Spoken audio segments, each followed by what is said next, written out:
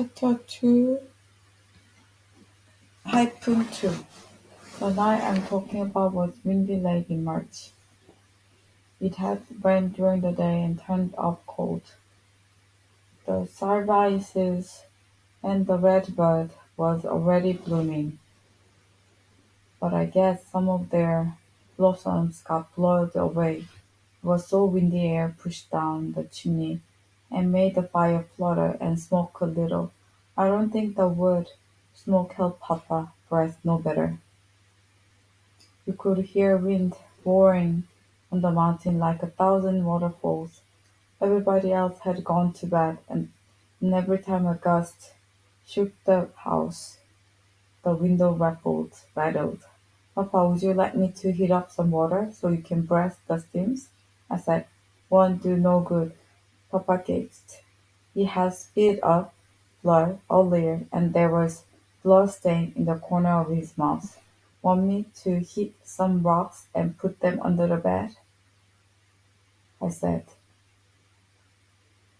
He shook his head. It was like after the long struggle all winter to throw off the weakness in his chest. He had just given up. Wind hit the house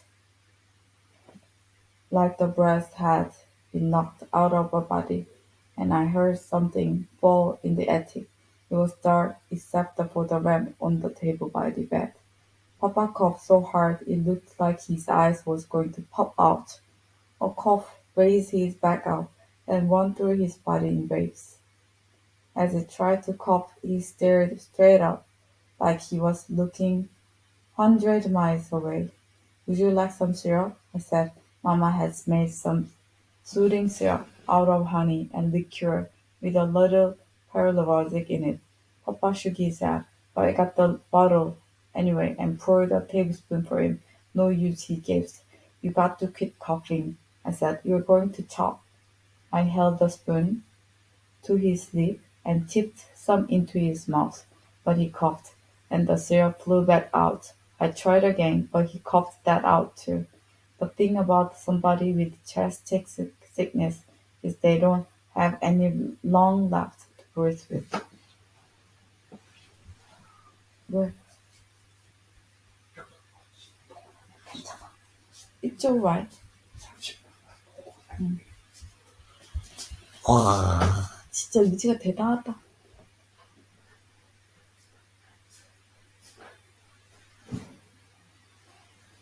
The thing about somebody with chest sickness is they don't have any lung left to breathe in with. Their chest is too eat up, there's nothing to take in and hold air. And the lungs think if they cough, they can get rid of the congestion and take in more air, but the coughing don't do no good, and more coughing just makes it worse. Now I was getting scared. The light of the lamp was glaring, and everything looked sharp, just like itself, and more like itself than usual. I shuddered with the fear of what was happening. What can I do? I thought to myself. I'm powerless to help Papa. I was scared as I bent down over Papa's bed and tried to make him drink some of the warm water with lemon juice in it. I know he was thirsty. He was dried out from coughing and from breathing so hard.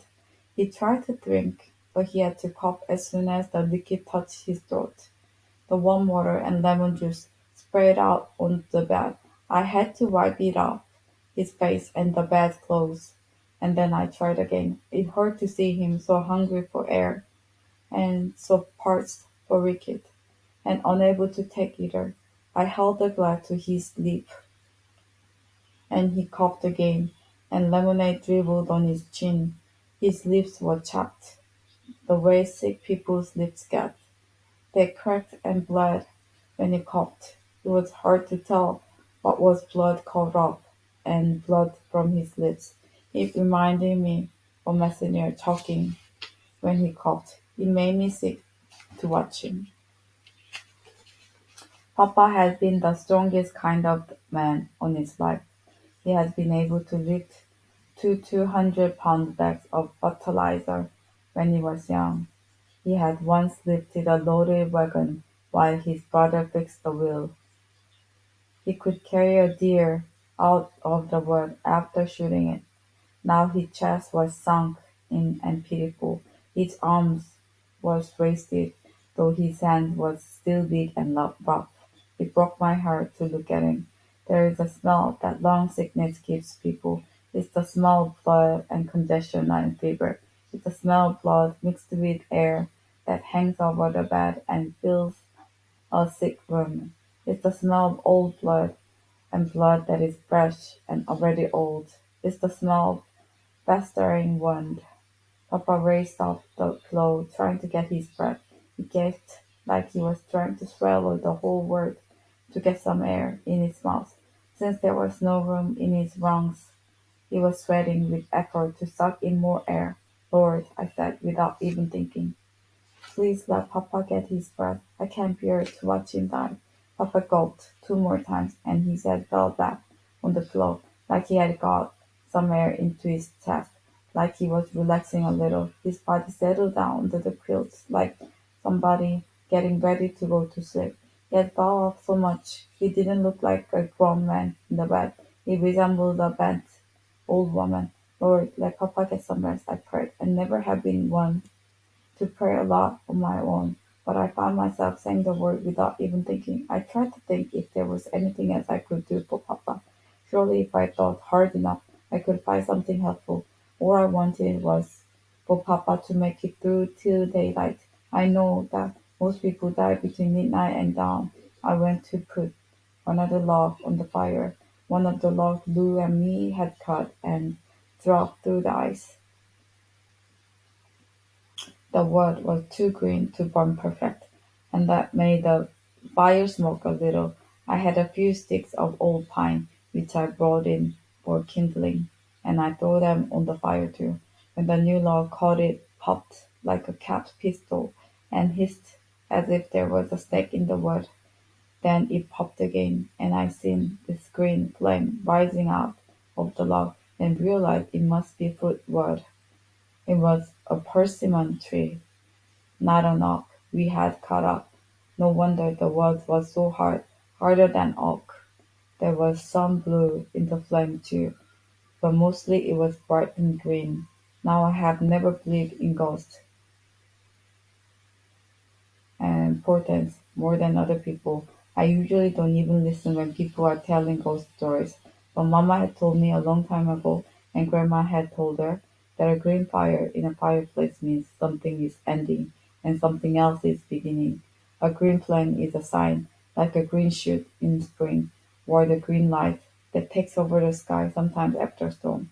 I watched the green flame prance and strut and spread its wings. The fire twisted and beckoned as if it meant for me to follow. The fire spread on the wood like fingers on a keyboard. The log popped and hissed, and then started to wind, and the world began to moan like somebody that was grieved. I listened for a little bit to the mirthfulness, and then I stirred and turned away. I didn't have a time for such stuff, and that's when I know I couldn't stand to watch Papa die. I had been there when Messenger died. I had seen it all because I had to help Papa carry him down to the doctor's house, and now Papa was dying, and I was the one forced to watch him. I won't do it, I said out loud and stomped my foot on the floorboard. I guess I was as much scared as angry. I had had to clean up Papa, and I had had to set up with him. I had had to wait up with him instead of sleeping. I had sewed down and hold and spread the very love that was keeping the house warm and burning the green portent. Everything that was hard fell to me, and everything nobody else wanted to do fell to me. I won't do it, I said again, and stomped to the window. Wind shook the frame, and trees rolled on the mountain like giant animals. What won't you do? Somebody said. It was Mama standing in the doorway holding a lamp. I ain't going to do this no more, I said. What do you mean, Mama said? I didn't say nothing else. I couldn't think of what I wanted to say. There was no word that fit how I felt. Somebody Has got to stay up with Papa, Mama said. I started to stay. I wouldn't watch. I started to stay. I started to say I wouldn't watch Papa suffer no more, but I couldn't bring myself to say. I've always done what Mama had told me, and Papa had told me too. I had always done what was expected. I grabbed my coat from the fag by the door. Where are you going, Mama said. I'm going to split more wood, I said. In the middle of the night, Mom said. Got plenty of wood. All the wood you have is what I brought in, I said. I couldn't say I couldn't say it to her. I would rather die myself than watch Papa die. It's too dark, Mom said, and windy. Rosie appeared in the door with a blanket wrapped around her shoulders like a shawl. Where is Julie going? She said. In the kitchen I jerked the barn lantern from its nail and lit the wick. I made the flame high, as it would go, and closed the glass stove before stepping out into the wind on the back porch. I shivered as the blast hit my face and swelled up under my dress. The flame shuddered in the lantern but didn't go out. But the gust felt like leaves blowing cold air over me. The wood pile and woodshed was around the side of the house. I set the lantern down on the chips not too far from the chopping block. There was half a moon overhead and clouds turning and chasing themselves round its light. The leeches looked like black waves rearing up. From the wood pile we could see the lighted window of the front room where Papa was. I turned away from the house so I could get my night eyes. Didn't want to see what was going on there. I had never refused what Mama had told me to do before, but I couldn't help myself this time. The lantern threw its yellow glare over the chips on the ground. The chips appeared to be floating like some kind of foam. I thought there one chip there for every single lick on the axe on the chopping block. The chips were different colors: maple, oak, pine, and hickory. The chips had stayed there like echoes from every chop. Lou and me had piled a section of logs in the woodshed, and I took one out to the chopping block and set it on its end. Wind pushed into my face, except when I bent over. If a log is less than 8 inches thick, you can usually split it without a wedge. I raised the axe up into the wind and swung where I thought the wood was, but the blade glanced off. The light only showed the outline of the piece of persimmon. I raised the axe again, and it sunk into the midst of the wood and wouldn't let go. Took me several yanks to pull the blade loose. Julie, somebody was calling in the wind. I looked around, but didn't see nobody on the porch. There was only the light in the window on the front room. I lifted the axe again and sunk it even deeper into the wood. This time the logs split, the splinters tearing from each other right down the middle. It was a satisfying sound. I brought the axe down again, and with a crackle the wood separated into halves and fell apart. Julie, somebody called as I turned around toward the house, but there was nobody in sight. The voice seemed to come from out of the wood, or maybe up on the ridge. Maybe it was just the wind, but it sounded like somebody accusing me. I laid the two halves of the split stick aside and got another piece from the woodshed. The torn wood smelled fresh and sour. I could smell the sap on the axe blade. I set up the new log and got the wedge from the woodshed. Much as I hated to split wood, here I was doing it. I didn't know what else to do. Instead of going to the porch for the slam hammer, I just used the back of the axe had to pound the wedge in. But when the wedge was set, I brought the axe down hard, but my aim was off, and the wedge jumped out of the log to the ground. I hated the ring of steel on steel. It was a ring of pain, a bonus of breaking. There is soreness of doom in the ping of steel driving steel. I was so mad I kicked at the chips before picking up the wedge again. The iron was cold as a fish, but this time I set the wedge deeper before swinging down on it. The wood cracked and I knocked the wedge loose and set it again. When the log fell in two, I sprayed each half again. I won't do it, I said under my breath, and the wind sucked my word away. When the moon went behind the cloud, I found I had got my night eyes a little. In the splash of lantern light, I could see the ground and the log I had set up. As I got into the motion of breathing, I found I could feel my way to the ridge with the back of the axe head. I hit the steel and hit the steel and hit it again, and the pieces of log fell apart like cracking pickles. As I worked, I missed the less and less. I won't do it, I said again. I was beginning to sweat, and my dress was sticking to my back under the coat. The wood fell apart like I know where to touch to nerve as its center with the blade.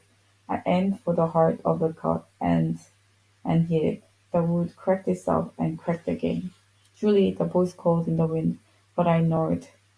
It was maybe 3 in the morning, and I had a lot wood to split yet. After the log was busted open and ready to be carried in, I got a piece of pine from the woodshed and two hat for kindling. It was fat, knotty pine I'd gathered on the ridge above Papa's new ground. Holding the axe close to the head, I shaved off some splinters from the brittle piece and then split it into slivers. I needed little pieces to stir fires in the cook stove and fireplace in the morning. The pine wood glittered in the lantern light like sugar and some yellow crystals. Some of the splinters was no bigger than matchsticks, and some was the size of knives and forks. I piled the kindling in a neat little heap beside the lantern. My eyes was wet, but it was not from the sweat. There were tears running down my cheeks as I started spraying another piece of seasoned pine. Julie, somebody said in the wind, but the voice was close by. I kept hacking at the wood with the axe, though I couldn't see too well. What are you doing? The voice said. It was Rosie, who had come up behind me, still wrapped in the blanket. I'm getting in wood, since nobody else will do it, I said. At 4 o'clock in the morning, you're splitting more wood, Luz said. Somebody has got to keep the house warm for Papa, I said. Papa is dead, Rosie said.